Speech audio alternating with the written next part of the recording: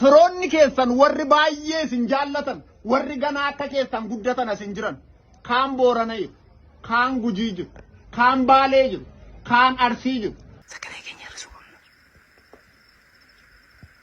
Jedheen jiru.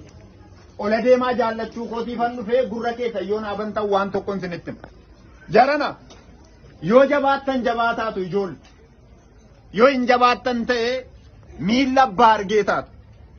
Ilaa yoo jabaanne har'a itti xiyyeeffanne malee rakkoo bor fuula keenya duraatii nutti dhufu injifachuu hin dandeenye.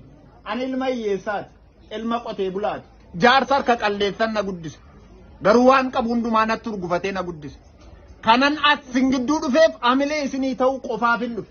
Ilaa firoonni keessan warri baay'ee isin jaallatan warri ganaa akka keessan guddatan asin jiran kaan Boorana jiru, kaan Gujii jiru, kaan Baalee jiru, kaan Arsii jiru, kaan Tuulama jiru, kaan Ilubaabooriin jiru.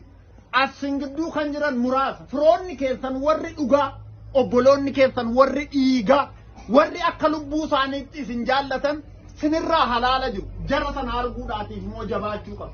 Jabaachuun har'aadhaa isheen shamarranii mudhii kee hidhattee inni dhiiraa jilba kee qabattee hundaa keessaatii milkiin immoo bakka tokkotti jira. Barattanii milkaa'uun barbaaddu? Barattanii milkaa'uun barbaaddu? Abbaa keessaniif haadha keessaniif abboomama. Warri abbaa isaaniif haadha isaaniif abboomaman, warri daarektara mana barumsaa isaanii kabajan, warri ijoollummaa isaaniitti gajjalanii anummaa lafarra hin finne yeroo hundumaa warra mooni. Ani qe'ee qotee bulaa keessaati.